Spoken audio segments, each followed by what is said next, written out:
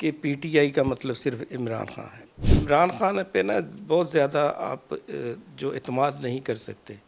پنجابی جو کہتے ہیں نا وہ کسی نے کہہ دو تیرا کان کتا لے گیا، وہ کان نہیں چیک کرتا، کتے پیچھے بھاج پڑتا۔ کانوں کے بہت کچے ہیں۔ دنیا میں ایسا ہے کہ بہت سارے کم لوگ ہیں جو اتنی بڑی جو پاپولیرٹی ہے اس کو سنبھال سکتے ہیں۔ جب سے انہوں نے اسٹیبلشمنٹ کو للکارنا شروع کیا تھا، اس وقت ہی جو میں سمجھتا ہوں کہ جو سیاسی پنڈت تھے انہوں نے یہ سمجھنا شروع کر دیا تھا کہ یہ جو ہے یہ زیادہ دیر نہیں چل سکیں گے۔ پھر 9 مئی کا جو ہوا، میں سمجھتا ہوں کہ وہ پاکستان کا تو 9/11 ہے۔ پنجاب میں جو ہمارا جو 4 سال کا جو دور تھا، 2.25 سال کا، وہ جو دور اقتدار تھا، میں سمجھتا ہوں کہ پنجاب کی تاریخ کا بدترین وہ ٹائم تھا۔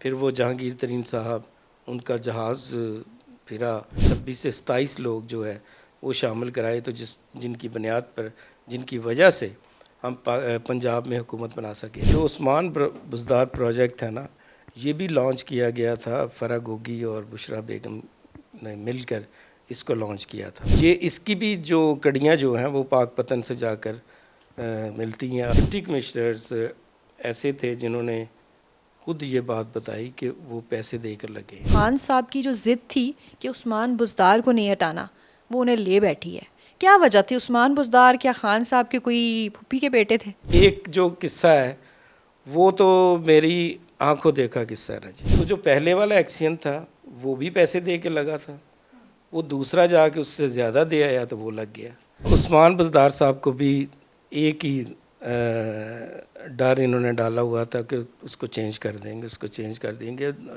جو منسٹر عمران خان کو میسج کرتا تھا وہ وہی میسج عثمان بزدار کو دکھا دیتے تھے۔ اگلے دن وہ منسٹر نہیں ہوتا تھا۔ کتنے لوگوں کو ہٹایا گیا، میں شہباز گل کو یہاں سے فارغ کیا گیا، فردوس عاشق علیم خان کو فارغ کیا گیا۔ یہ بات اب نون لیگ کو سمجھ آ چکی ہے کہ اسی پرانے سسٹم کے تحت آپ پارٹیز کو آگے نہیں بڑھا سکتے۔ السلام علیکم جی، نیو ڈیجیٹل کے ساتھ میں ہوں روبا عروج۔ ناظرین، ملک میں جو سیاسی سچویشن ہم دیکھ رہے ہیں، توڑ پھوڑ دیکھ رہے ہیں، اس کے ساتھ ساتھ لوگ ایک جماعت سے دوسری جماعت میں موو کر رہے ہیں، کوئی سیاست چھوڑنے کا اعلان کر رہا ہے۔ ایسے میں جو سیاسی کارکنان ہیں، جو ورکرز ہیں، وہ کیا سوچتے ہیں؟ میرے ساتھ اس وقت موجود ہیں پنجاب کے سابق صوبائی وزیر برائے انسانی حقوق، اور اس کے ساتھ ساتھ یہ پاکستان تحریک انصاف کے سابق رکن بھی رہے ہیں، اب نون لیگ جوائن کر چکے ہیں، بہت قریب رہے ہیں عثمان بزدار جو کہ سابق وزیر اعلیٰ تھے عمران خان کے، اور آج کل کیونکہ وہ سیاسی مشکلات کا بھی شکار ہیں، اسپیشلی پاکستان تحریک انصاف کے لوگ، تو اعجاز صاحب سے جانتے ہیں کہ کہاں پہ غلطیاں کوتاہیاں ہوئی اور کہاں پہ ریڈ لائن کراس ہوئی۔ السلام علیکم جی وعلیکم السلام۔ کیسے ہیں آج کل؟ کیا چل رہا ہے سیاست میں؟ آج کل تو آپ کو پتہ ہے کہ بڑے دھماکے چل رہے ہیں، اور اس طرح ہو رہا ہے کہ روز نئی سے نئی پریس کلب جو ہے وہ دڑا دڑ جو ہے بکنگ ہو رہی ہے، اور بہت سارے تو ٹویٹر پہ کام کر رہے ہیں، اور اتنی زیادہ انگیجمنٹ ہے کہ جدھر انگیجمنٹ ہو رہی ہے وہاں اپنی باری کا انتظار کر رہے ہیں۔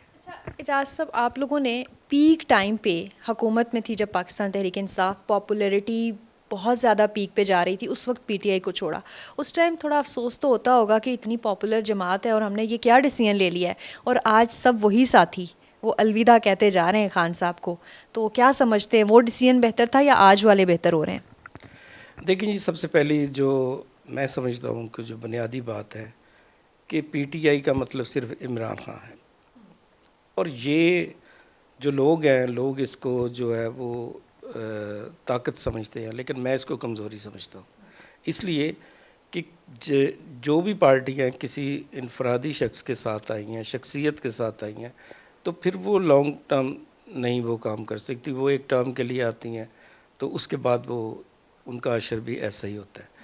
تو یہی ایک بات ہے کہ پاکستان تحریک انصاف میں کسی کے پاس اتنی اس میں عمران خان کا اظہار تھا اور اس کے گردی پارٹی گھومتی تھی، کسی کا وہاں پہ کوئی معیار مقام نہیں تھا کہ وہ بھی پارٹی کا کچھ ہے۔ ایون دین آپ دیکھتے ہیں کہ وائس چیئرمین جو شاہ محمود قریشی ہیں، وہ بھی نام کے تھے، فیصلے کوئی اور کرتا تھا. تو اس طرح پھر آپ نے دیکھا کہ پنجاب میں جو ہمارا جو 4 سال کا جو دور تھا، 2.25 سال کا، وہ جو دور اقتدار تھا، میں سمجھتا ہوں کہ پنجاب کی تاریخ کا بدترین وہ ٹائم تھا کہ جس میں جو ہے بہت اس قسم کے بلنڈر ہوئے. لیکن اس کے بعد بھی پھر بھی جو ہے اتنے سارے ہم مہنگائی کے، لوگوں کو ہم جو بنیادی سہولیات نہیں دے سکے، لوگوں کو مہنگائی کے چنگل میں پھنسانے کے بعد بھی، میں سمجھتا ہوں جب رجیم چینج ہوئی ہے تو اس کے بعد عمران خان کی جو پاپولیرٹی ہے ایک دم اوپر آئی ہے. لیکن دنیا میں ایسا ہے کہ بہت سارے کم لوگ ہیں جو اتنی بڑی جو پاپولیرٹی ہے اس کو سنبھال سکتے ہیں. تو اصل تو یہی ایک چیلنج تھا جس کو انہوں نے کھو دیا ہے. ٹھیک ہے. اچھا، خان صاحب کی سب سے بڑی غلطی آپ کو لگتا ہے کہ آفٹر ریجیم چینج کرنٹ جو سچویشن 9 مئی کا جو سانحہ ہوا وہ ہے، یا اس سے پہلے انہوں نے کوئی غلطی کی؟ نہیں، غلطیاں تو دیکھیں جب سے انہوں نے اسٹیبلشمنٹ کو للکارنا شروع کیا تھا، اس وقت ہی جو میں سمجھتا ہوں کہ جو سیاسی پنڈت تھے انہوں نے یہ سمجھنا شروع کر دیا تھا کہ یہ جو ہے یہ زیادہ دیر نہیں چل سکیں گے. اس کی وجہ یہ ہے کہ آپ نے دیکھا کہ پاکستان میں آپ کو پتہ ہی ہے کہ کتنی کو جو پرو اسٹیبلشمنٹ جماعتیں ہوتی ہیں. پھر پاکستان تحریک انصاف بھی تو خود جو ہے وہ اسی اسٹیبلشمنٹ پہ کی بیساکھیوں پہ حکومت میں آئی. اس پروجیکٹ کو شجاع پاشا سے لے کر جو ہے ظہیر اسلام اور اس کے بعد فیض حمید، انہوں نے اس کو پروان چڑھایا اور انہی کے ذریعے اقتدار میں آئی. تو پھر آپ کو یہ بھی پتہ ہے کہ پنجاب میں ہماری جو ایسی پوزیشن نہیں تھی کہ ہم پنجاب میں جو ہے وہ حکومت بنا سکتے. پھر وہ جہانگیر ترین صاحب، ان کا جہاز پھرا اور پھر انہوں نے 26 سے 27 لوگ جو ہے وہ شامل کرائے، تو جن کی بنیاد پر، جن کی وجہ سے ہم پنجاب میں حکومت بنا سکے. لیکن پھر اس کے بعد آپ نے ان کا جو حشر دیکھا، ان کا علیم خان کا، وہ بھی آپ کے سامنے ہے. ٹھیک ہے. یہ تو خان صاحب کی کوتاہیاں تھیں. آپ نے پنجاب میں منسٹری آپ کے پاس تھی، عثمان بزدار کے بہت قریب رہے. بہت سے مبصرین اس بات پہ متفق ہیں کہ خان صاحب کی جو ضد تھی کہ عثمان بزدار کو نہیں ہٹانا، وہ انہیں لے بیٹھی ہے. کیا وجہ تھی؟ عثمان بزدار کیا خان صاحب کے کوئی پھوپھی کے بیٹے تھے؟ اس وقت تو پھوپھی سے بھی زیادہ کوئی قریبی رشتہ ان کا بنا ہوا تھا. اور پھر دیکھیں عمران خان جس کا نام ہے نا، وہ اس میں نا پرستی بہت ہے. آپ ان کے کرکٹ کیریئر سے سٹارٹ کر لیں تو انہوں نے جس کے ساتھ بھی دوسرے لفظوں میں پنگا لیا نا، اس کا انہوں نے کیریئر ختم کر کے ہی، آپ کو سرفراز نواز دیکھ لیں، قاسم عمر دیکھ لیں، ان کے کزن جو ہے جو وہ ماجد خان تھے، ان کی سٹوری دیکھ لیں. تو انہوں نے، ان کا یہ ہے کہ انہوں نے جن سے پنگا لیا پھر وہ انتہا پہ پہنچ جاتے ہیں. تو یہاں بھی دیکھیں وہ ایک انا اور ایک ضد کے پیچھے انہوں نے پنجاب جو کہ پاکستان کا 65% ہے، 120 ملین کا یہ صوبہ تھا، اس کو ایک ایسے شخص کے حوالے کر دیا کہ جو بالکل، حالانکہ میں یہ نہیں کہتا پی ٹی آئی میں اس وقت بھی ایسے لوگ موجود تھے جو کہ اس صوبے کو بہتر طریقے سے چلا سکتے تھے، لیکن ان کا انتخاب یہ کیسے ہوا یہ بھی آپ زبان زد عام ہے کہ کس طرح عثمان بزدار کو کہاں سے لایا گیا اور کیسے. تو آپ پارٹی چھوڑ چکے ہیں، کھل کے بتائیں نا ذرا کہ کیسے لایا گیا عثمان بزدار صاحب؟ کیا معاشی معاملہ تھا، فائنانس انوالو تھا، بشرا بی بی کا پریشر تھا، اسٹیبلشمنٹ سے پریشر تھا؟ کیوں ان پہ کمپرومائز نہیں کیا گیا ان کے نام پہ؟ دیکھیں یہ جو عثمان بزدار پروجیکٹ ہے نا، یہ بھی لانچ کیا گیا تھا، فرح گوگی اور بشرا بیگم نے مل کر اس کو لانچ کیا تھا. ورنہ عام طور پہ تو دیکھیں جو پہلے دن ہم تمام جو پارلیمنٹیرین اکٹھے ہوئے تھے اس میں عثمان بزدار بھی تھا، جن کے بارے میں کسی کو پتہ بھی نہیں تھا کہ یہ ایک ان نون شخص جو ہے وہ اس پنجاب کا جو ہے وزیر اعلیٰ بن جائے گا. تو یہ یہ اس کی بھی جو کڑیاں جو ہیں وہ پاک پتن سے جا کر ملتی ہیں، اور وہاں سے یہ پروجیکٹ سٹارٹ ہوا، اور اس کے بعد آپ نے دیکھا کہ پورے 3.25 سال جو ہے یہ سارے فیصلے پنجاب کے وائی بلاک میں ہوتے رہے، اور سی ایم آفس میں تو نام کے چیف منسٹر تھے، جو فیصلے تھے ایون دین منسٹر بھی جو ہٹایا جاتا تھا وہ یہاں سے اپروول ہوتی تھی، اور وہ ایسا دور تھا کہ جس میں پہلی دفعہ ہم نے زندگی میں دیکھا کہ کچھ ڈپٹی کمشنرز ایسے تھے جنہوں نے خود یہ بات بتائی کہ وہ پیسے دے کر لگے ہیں، ورنہ عام طور پہ ہم نے کبھی نہیں سنا کہ ڈپٹی کمشنر کی جو اتنی ایڈمنسٹریٹو چیز ہوتی ہے یہ بھی اس طرح کے مطلب کہ کرپشن کا پیسہ عثمان بزدار کو تو نہیں جاتا تھا، فرا گوگی وصول کرتی تھیں، بشرا بی بی تک جاتا تھا، یا اور کوئی فرنٹ مین تھا؟ دیکھیں جب فیصلے جو ہے آپ کے وائی بلاک میں ہوں گے تو ڈیفینیٹلی وہ پیسہ کدھر جاتا ہے آپ نے پھر اس کے بعد سٹوریاں بھی دیکھی کہ کس طرح ایک جہاز جو ہے وہ کسی جو پراپرٹی ٹائکن ان کا جہاز تھا وہ کس طرح ان کو دبئی میں چھوڑ کے آیا، تو پھر کہنے والے تو یہ بھی کہتے ہیں کہ وہ جہاز بھی بھر کے پیسوں کا گیا، جس طرح مونا سلائی کا لوگ کہہ رہے ہیں کہ اسپین میں کافی چلا گیا، تو یہ ایسا نہیں ہے کہ وہ ڈیفینیٹلی میں ایک جو قصہ ہے وہ تو میری آنکھوں دیکھا قصہ ہے نا جی۔ دیکھیں سب سے پہلی بات ہے کہ ایک ہمارے دوست تھے، وہ منسٹر بڑے زبردست محکمے کے وہ منسٹر تھے، تو ان کا ایک ایکشن تھا، ان کو ہٹا دیا گیا راتوں رات، تو ہٹانے کے بعد اس نے احتجاج کیا کہ میں کنسرننگ منسٹر ہوں، میں اگر ایک ایکشن بھی اپنی مرضی سے نہیں لگوا سکتا تو میری منسٹرشپ کا کیا فائدہ؟ پورا پنجاب ہے، پورے پنجاب میں 36 اضلاع ہیں، 36 اضلاع میں 36 ایکشن ہیں، اگر میں ایک بھی اپنی مرضی سے نہیں لگوا سکتا تو وہ پتہ چلا کہ جو دوسرا ایکشن ہے وہ راتوں رات اس نے اپنے آرڈر لے لیے، تو وہ ہمارے پاس آیا، کچھ اور دوست منسٹر تھے، ہم تقریباً 4 سے 5 منسٹر جو ہے اکٹھے ہو کے تو ہم بزدار صاحب کے پاس گئے، تو ہم نے ان کو کہا کہ دیکھیں یہ ان کا استحقاق بنتا ہے کہ یہ کم از کم ایک ایکشن تو لگا سکتے ہیں، تو انہوں نے کہا یار یہ جو ٹرانسفر ہے یہ میں نے نہیں کی، تو انہوں نے کہا کہ پرنسپل سیکرٹری تھے اس وقت، ان کا بھی بڑا نام مشہور تھا، تو انہوں نے کہا کہ یہ آپ کو بتائیں گے، تو وہ ہمیں اپنے پھر کمرے میں لے گئے، تو انہوں نے کہا یار اس کی تعیناتی جو ہے نا جی یہ اس کے آرڈر وائی بلاک سے ہوئے ہیں، تو اس لیے، اور وہ جو دوسرا ایکشن آیا تھا وہ مجھے جاننے والا تھا، تو ہم نے ان سے پوچھا یار آپ اس سیٹ پہ کیسے آئے تھے؟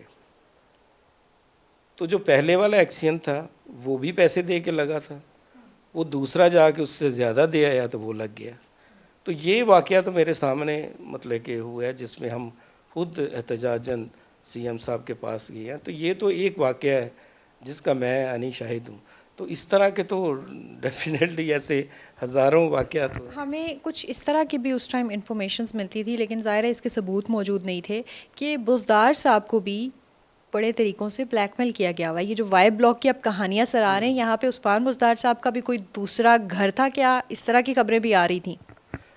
ایسے ہی ہے، عثمان بزدار صاحب کو بھی ایک ہی ڈر انہوں نے ڈالا ہوا تھا کہ اس کو چینج کر دیں گے، اس کو چینج کر دیں گے، ڈیفینیٹلی یہی ڈر اس نے آگے منسٹرز کو بھی ڈالا ہوا تھا، ہر منسٹرز کو پتہ ہی نہیں ہوتا تھا کہ وہ صبح منسٹر رہے گا کہ نہیں، تو یہ ایک جس طرح عثمان بزدار پہ پریشر آتا تھا وہی پریشرز وہ آگے ڈائیورٹ کرتا تھا منسٹرز کے اوپر، تو آپ اندازہ کر لیں کہ سی ایم آفس میں کبھی ایسا میں نے نہیں دیکھا کہ پٹواریوں کی بھی جو ٹرانسفر پوسٹنگ ہے وہ سی ایم آفس میں ہو، منسٹرز ایم پی اے کو 4 انہوں نے نائب قاصد کی جو سیٹیں دی، اب تو آپ بتائیں کہ ایک ایم پی اے کا حلقہ جو ہوتا ہے وہ آلموسٹ 2 لاکھ ووٹوں پہ مشتمل ہوتا ہے. وہ 3 سے 4 سیٹیں لے کے کیا کرے گا؟ اس نے تو اپنے حلقے میں لڑائی ڈالنی ہے نا.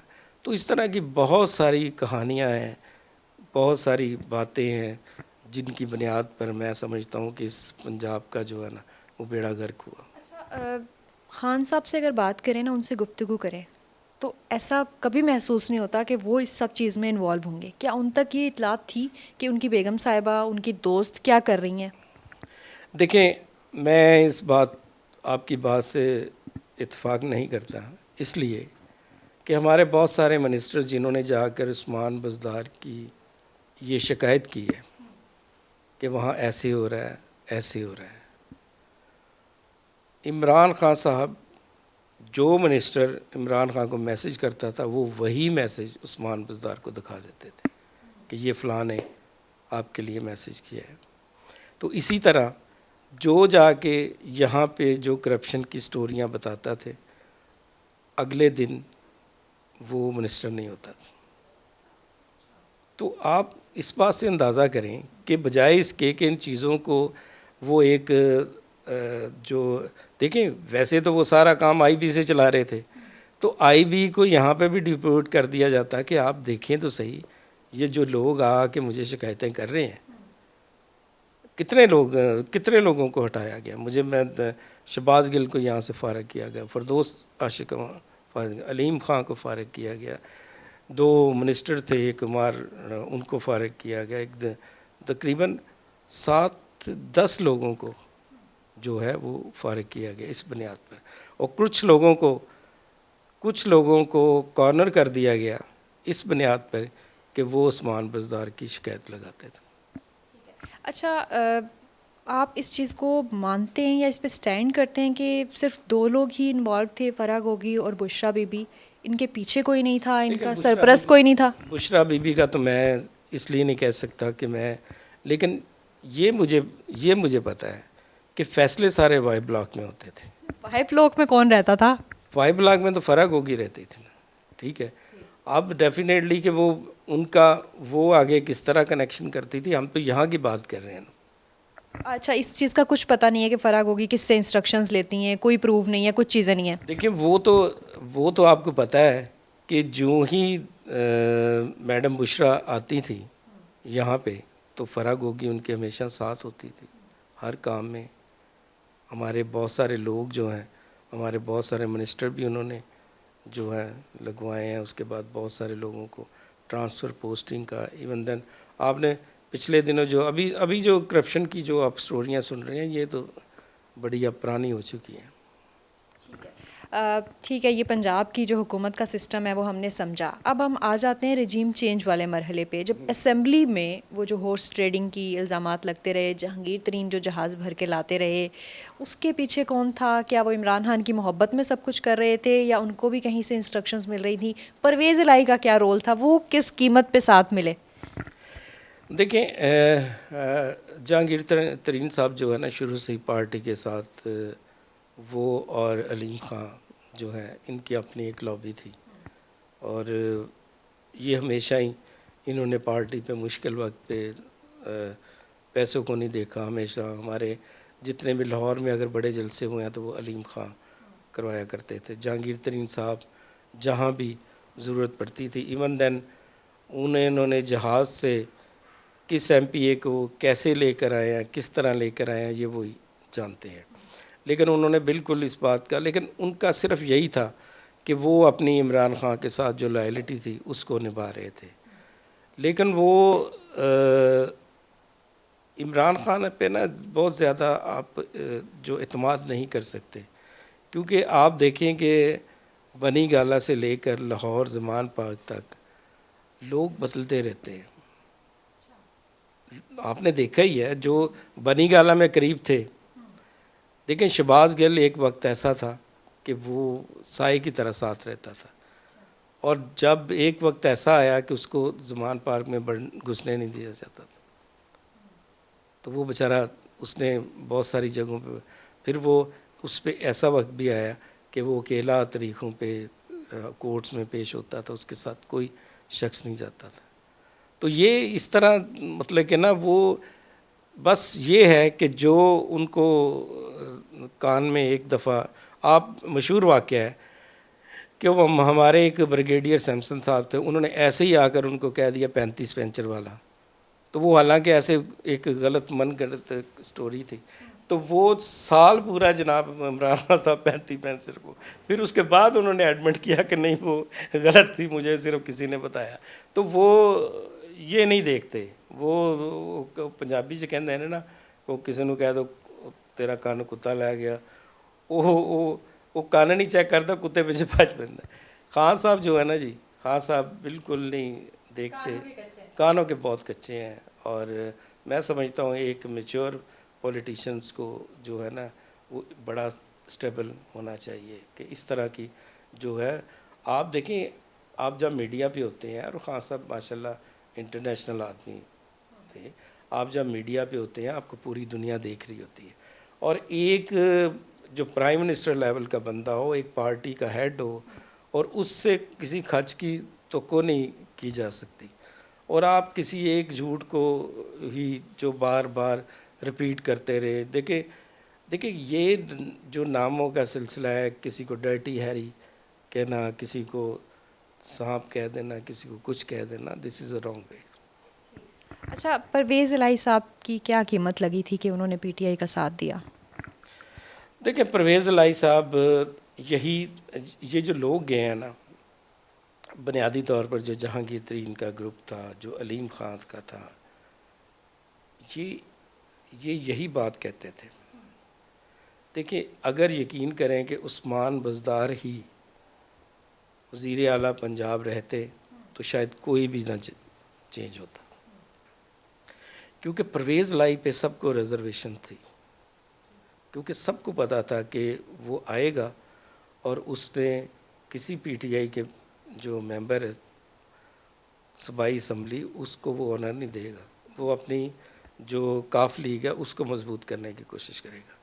تو یہ سب کے اندر ایک تھی. اسی بنیاد پر وہ جب خان صاحب بھی گورنر ہاؤس میں آئے تو یہ سارے لوگ بولے، انہوں نے یہ کہا کہ جی ہم تقریباً 188 کے قریب پارلیمنٹیرینز ہیں پی ٹی آئی کے، تو ہم میں کوئی اس قابل نہیں ہے کہ چلیں عثمان بزدار کو آپ ہٹا رہے ہیں، باقی لوگوں میں کوئی ایسا قابل نہیں جس کو آپ وزیر اعلیٰ بنا سکتے ہیں. ہم کیوں مطلب کہ ایسے ایک شخص کو بنا رہے ہیں جس کو ہم ڈاکو بھی کہتے رہے ہیں، جس کو ہم کہتے ہیں وہ کرپشن کا ماسٹر ہے، تو اس کو ہم وزیر اعلیٰ بنا رہے ہیں. اور پرویز الہی ایسا شخص ہے، یہ سب نے کھل کر بات کی، لیکن آپ کو پتہ ہے کہ خان صاحب جب کوئی بات ٹھان لیتے ہیں تو پھر وہ نفع نقصان نہیں دیکھتے. یہ بھی دیکھیں، یہ ان کی، یہ میں سمجھتا ہوں کہ ان کی غلطیوں کی بنیاد پر یہ ورکر سے زیادہ خان صاحب کا خود قصور ہے کہ جو کہ اپنی ہر تقریروں میں ان کو پریپریشن ہی ایسی کی ہوئی تھی، جہاد کا نام لیتے تھے کہ ان کے خلاف جہاد ہے، آپ نے ایسا کر دینا، آپ نے یہ کر دینا، سری لنکا بنا دیں گے، یہ ان کو گھسیٹیں گے، پکڑیں گے. مطلب اتنی اشتعال انگیزی کرنے کے بعد پھر 9 مئی کا جو ہوا، میں سمجھتا ہوں کہ وہ پاکستان کا تو 9/11 ہے. اچھا، آج جو ورکرز خان صاحب کو مشکل وقت میں چھوڑ کے جا رہے ہیں، ان کو بھگوڑا بھی کہا جا رہا ہے، ان کو کہا جا رہا ہے ڈر گئے ہیں اور پریس کانفرنس کر رہے ہیں، جیل سے چھوٹ رہے ہیں. حقیقت کیا ہے؟ یہ خان صاحب سے ستائے ہوئے، پرویز الہی کے رلائے ہوئے عثمان بزدار سے تنگ لوگ ہیں یا واقعی ڈر گئے ہیں؟ دیکھیں یہ ایسے ہی آئے تھے جب پروجیکٹ پی ٹی آئی کو چلایا گیا تھا، تو یہ شخص ایسے، یہ سارے لوگ ایسے ہی آئے تھے، اسی طرح ہی چھوڑ کے. اس وقت بھی ایسے ہی کلیئرنس سیل لگی ہوئی تھی. تو وہ اب دیکھیں تاریخ تو اپنے آپ کو جو ہے نا معاف نہیں نہ کرتی. اچھا، آپ کو لگتا ہے کہ اسٹیبلشمنٹ اپنے جو ان سے پیچھے لوگ غلطیاں کر گئے ان کو اب سدھار رہی ہے، وہ گن صاف کرنے کی کوشش کر رہی ہے، یہ اس بات پہ آپ ایگری کرتے ہیں؟ دیکھیں جی، میں سمجھتا ہوں کہ اسٹیبلشمنٹ کو اب ایک بات کی تو سمجھ آ جانی چاہیے کہ وہ جس بھی گھوڑے کو تیار کرتے ہیں آج تک ان کو سبق جو ہے اچھا تو نہیں ملا.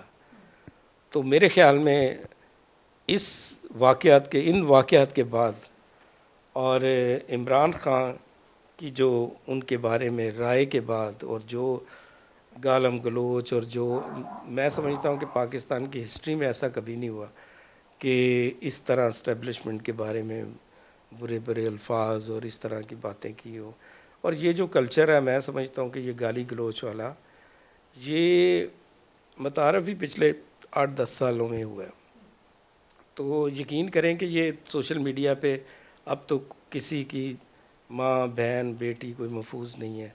تو نہ کوئی سوشل میڈیا پہ آپ بیریئر لگا سکتے ہیں کہ جس کی وجہ سے وہ کم از کم جو اس طرح کے کسی مواد کو جو ہے وہ فلٹر کیا جا سکے. اور دڑا دڑ بس اس طرح چلتا رہے. اور پھر دیکھیں اس کا جو وائنڈ اپ ہوا ہے وہ 9 مئی کے واقعے سے ہو گیا. یہ کافی عرصے سے لاوا پک رہا تھا آپ کو لگتا ہے. اچھا اب آپ نون لیگ کو جوائن کر چکے ہوئے ہیں. نون لیگ کی قیادت سے کتنے ایکسپیکٹیشنز ہیں؟ آگے مریم نواز لیڈ کریں گی، حمزہ شہباز ہیں، شہباز شریف ہیں، یہاں بھی کوئی دودھ کے دلہے تو موجود نہیں ہیں لیکن کوئی امیدیں ہیں؟ دیکھیں ایک بات تو جو اس سینیریو میں ایک بات تو تمام پولیٹیکل پارٹیز ہیں، تمام جو سیاستدان ہیں ان کو سمجھ آ جانی چاہیے کہ اب جو ہے اب جب تک اب اپنی یوتھ کو جو ہے وہ آپ انگیج نہیں کریں گے، اب وہ پہلے والی پولیٹکس پہلے دیکھیں آج سے اگر آپ 20 سال پیچھے چلے جائیں، 15 سال پیچھے چلے جائیں تو یوتھ تو ووٹ ڈالنے بھی نہیں جاتی تھی. تو بہرحال یہ پی ٹی آئی کا یہ تو ہے کمال کہ انہوں نے یوتھ کو انگیج کیا اور ان کو اس سرکل میں لے کر آئے. لیکن یہ بات اب نون لیگ کو سمجھ آ چکی ہے کہ اسی پرانے سسٹم کے تحت آپ پارٹیز کو آگے نہیں بڑھا سکتے. تو مریم اور حمزہ صاحب کیونکہ دونوں ینگ ہیں اور وہ بھی جو میری 1-2 میٹنگز ہوئی ہے وہ اس بات کو سمجھتے ہیں اور ان کو جو ابھی موجودہ فیس میں جو ان کو چیزیں نظر آ رہی ہیں ان پر وہ بہتری کرنے کی کوشش کر رہے ہیں. اور امید ہے کہ یہ سبق صرف پی ٹی آئی کے لیے نہیں ہے، یہ باقی تمام جو پولیٹیکل پارٹیز کے لیے بھی ہے کہ آپ نے کس طرح سیاست کرنی ہے تو کس طرح کرنی ہے. یہ ایک اب میرے خیال میں یہ ماڈل بنے گا اور یہ اسی ماڈل کو سارے اڈاپٹ کریں گے. اچھا الیکشنز ہوتے دیکھ رہے ہیں اب موجودہ صورتحال میں جس طرح سے پکڑ دھکڑ یا پھر کہیں کہ ڈرائی کلیننگ کی کوشش کی جا رہی ہے، پھر کیا سیاستدان دوبارہ آزادی سے اب سیاست کر سکیں گے ملک میں اور الیکشن ہوتے نظر آ رہے ہیں؟ دیکھیں ربا میں تو میرا جو اپنا تجزیہ ہے اس کے مطابق کم از کم 1 سال تو میں الیکشن ہوتے نہیں دیکھ رہا. اس کی وجہ یہ ہے کہ جو اس وقت ماحول ہے اس میں نہیں سمجھتا کہ یہ کوئی وائز ڈیسیجن ہے کہ اس وقت الیکشن کرا دیے. کیونکہ اب جو بھی الیکشن ہوگا اس میں شاید یہ جو ٹیمپریچرز اتنا اوپر آ گیا ہے نا، اس کو سب سے پہلے کول ڈاؤن کرنا چاہیے. پولیٹیکل پارٹیز کو تمام کو بیٹھ کر دیکھیں حل جو ہے ڈائلاگ ہی ہے. کوئی بھی پارٹی ہے، کوئی بھی جو تنظیم ہے، اگر آپ ڈائلاگ پہ ایک ٹیبل پہ نہیں بیٹھیں گے تو میں نہیں سمجھتا کہ اس سے پہلے الیکشن کرا دینا. ابھی دیکھیں ابھی ٹیمپریچر اتنا ابو چلا گیا ہے کہ ابھی یہ خون خرابے کا زیادہ اندیشہ ہے. آپ ہیومن رائٹس کی منسٹریز بھی دیکھتے ہیں اور انٹرنیشنلی انوالو بھی ہیں. ابھی اس وقت جو ملک میں ہو رہا ہے اس کا internationally as a human right watch کیا امیج جا رہا ہے؟ کیونکہ دنیا کی تنظیمیں ہمیں دیکھ رہی ہیں اور ان کو ایسا لگ رہا ہے، یہ تاثر جا رہا ہے کہ یہاں پہ تو سیاسی آزادی نہیں ہے، یہاں پہ تو اظہار آزادی رائے کا حق نہیں ہے کسی کے پاس. تو کیا امیج جا رہا ہے اور اس کے لیے کیا مشورہ دیں گے جو ڈیسیژن میکرز ہیں ان کو؟ دیکھیں ہم نے بدقسمتی ہے ہماری کہ ہم نے پچھلے 8-10 سال سے اظہار آزادی کے نام سے جو ہے بہت زیادہ میس پھیلایا ہے. اور یہ ایک بنیادی چیز ہے کہ سب سے پہلے تو وہ ان ٹی او آرز کو دیکھنے چاہیے کہ فریڈم آف اسپیچ یا فریڈم آف رائٹنگ کیا ہے. اس کے مطابق ابھی دیکھیں نا، میں یہ نہیں سمجھتا. اب دیکھیں جن لوگوں نے 9 مئی کو